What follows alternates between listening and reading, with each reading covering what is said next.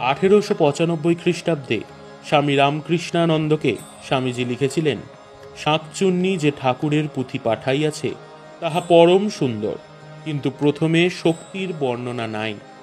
এই মহাদোষ দ্বিতীয় এডিশনে শুদ্ধ করিতে বলিবে।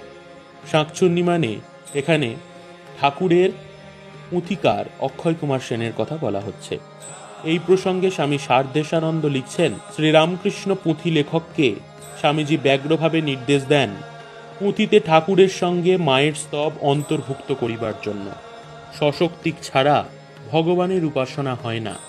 তাই পরে সংযুক্ত হইল, জয় মাতা শ্যামাসুতা জগৎ জননী, রামকৃষ্ণ ভক্তিদাত্রী চৈতন্য দায়িনী।